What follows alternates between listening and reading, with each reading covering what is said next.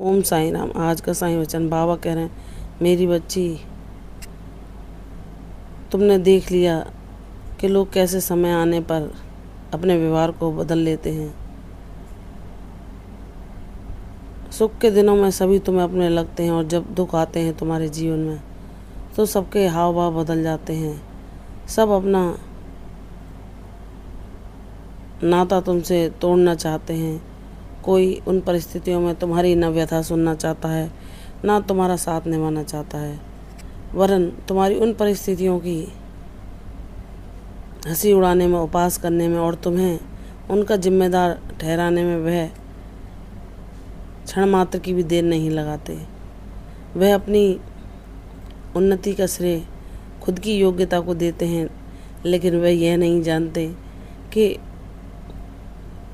वह ईश्वर की लीला को समझने के योग्य नहीं। वह क्या जाने कि वह जो पा रहे हैं वह उनका पिछला अर्जित पुण्य है, जिसको वह सुखों के रूप में भोग रहे हैं।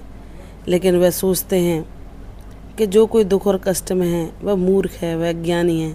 इसलिए वह अपने जीवन में उन घटनाओं को न रोक पाया जिसने उन्हें दुखों और कष्टों में फंसा दिया।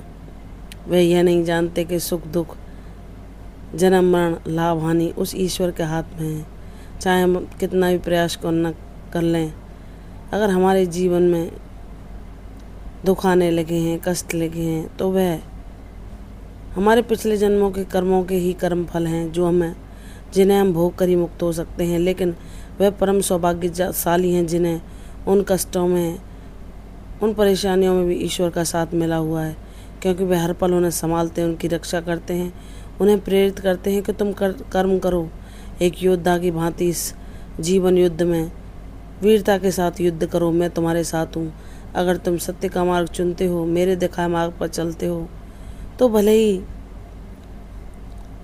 तुम्हें थोड़ी प्रतीक्षा करनी पड़े, लेकिन सब कुछ तुम्हारा मनचाहा हो जाता है। अगर तुम उस ईश्वर के दिखाए मार्ग पर चलते हो, तुम्हारे जीवन में वह तुम्हारी परीक्षाएं भी लेता है, तो उन्हीं की कृपा से तुम उन्हें उत्तीर्ण कर पाते हो।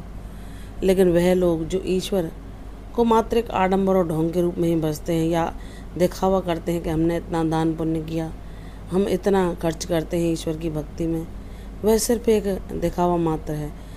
उससे वह कुछ मात्रा में पुण्य तो अर्जित कर रहे हैं, लेकिन वे ईश्वर का अनुभव, उनका सानिध्य, उनकी कृपा पात्र नहीं बन सकते। वे उन पुण्यों को सुख के रूप में तो भोग सकते हैं, लेकिन ईश्वर का अनुभव पाना उनके लिए संभव नहीं।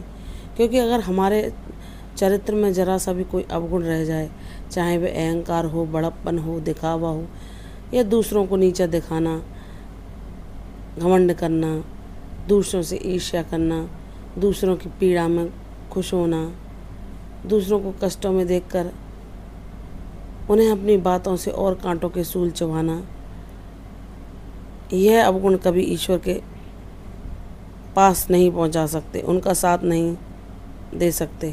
उनकी कृपा पात्र वह व्यक्ति नहीं बन सकता जिसके अंदर यह अवगुण है। चाहे वह कितनी भी तीर्थ धाम और दान पुण्य क्यों ना कर ले, वह अपने पुण्यों को तो बढ़ा सकता है, लेकिन इन कर्मों के द्वारा वह अपने पापों को भी संचित करता है। इसलिए मेरे बच्चे, कौन क्या कर रहा है तुम्हारे जीवन में, तुम उसे जाने दो। तुम्हें मेरे न्याय पर भरोसा है ना। कोई तुम्हें कितना भी गिराने का प्रयास कर ले, कोई तुम्हें कितना भी नीचा दिखाने की कोशिश कर ले, कोई तुम्हारी आर्थिक समस्याओं और परिस्थिति को लेकर तुम्हें कितना भी कष्ट क्यों ना पहुंचाए, कितना भी तुम्हारे जीवन में अपना नियंत्रण करना चाहे, तुम्हारे हर कदम पर अंकुश लगाना चाहे, लेकिन तुम मौन धारण करके सब कुछ देख रहे हो। और मुझे पता है कि तुम्हारे हृदय में किसी के लिए कोई देश भाव नहीं, क्योंकि तुमने हर पल मेरी सीख अपनाई है।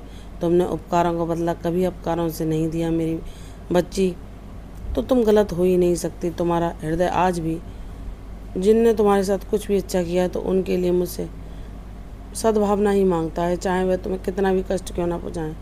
तुम कभी किसी के लिए अपने दिल से कोई बद्दुआ नहीं देते। जो तुम्हें दुख पहुँचाते हैं, तुम सोचते हो कि यह भी मेरा पिछला ही कोई कर्म होगा, जो इस रूप में अच्छा करने के बावजूद भी मुझे ये लोग पीड़ा पहुंचा रहे हैं। तो मेरी बच्ची, तुम मेरे न्याय की प्रतीक्षा कर रही हो। वह न्याय तुम्हारे जीवन में शीघ्र होगा।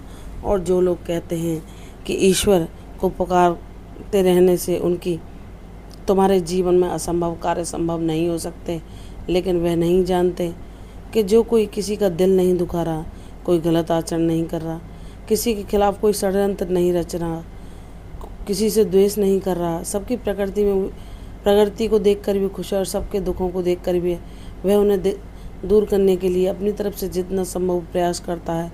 वह हर किसी जीव जंतु, पेड़ पौधे, पशु पक्षी को, चाहे वह कितना भी समस्या में क्यों ना फंसा हो, लेकिन उनकी सेवा करने से भी कभी पीछे नहीं हटता।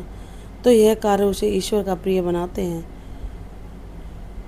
मेरी बच्ची, तुमने सब कुछ जान लिया। इस छोटे से जीवन में जितने संघर्ष और कष्ट तुमने देखे, उनसे जो तुमने अनुभव पाए, वह तुम्हारे जीवन को तो निखारेंगे ही, दूसरों को भी प्रेरणा स्रोत बनेंगे। इसलिए मेरी बच्ची, जाने दो जो कुछ जो कर रहा है। अब तुमने लोगों के वह असली चेहरे देख लिए कि तुम्हारा भ्रम दूर हो गया कि तुम्हारा उस ईश्वर के सिवा कोई नहीं। कोई भी व्यक्ति जो तुम्हारे आसपास है, तुम्हारी सेवा को देखकर ना वह कभी तो तुम्हारी कोई प्रशंसा करते हैं, ना दो प्रेम के बोल बोलते। उल्टे वक्त पड़ने पर वह गिरगिट की तरह रंग बदलने से भी नहीं पीछे हटते, वह तुम्हारे खिलाफ ही खड़े हो जाते हैं। तो तुम ये जान चुकी हो कि तुम्हारा इस दुनिया में ईश्वर के अलावा कोई नहीं, और तुम्हारा न्याय भी वही करेगा।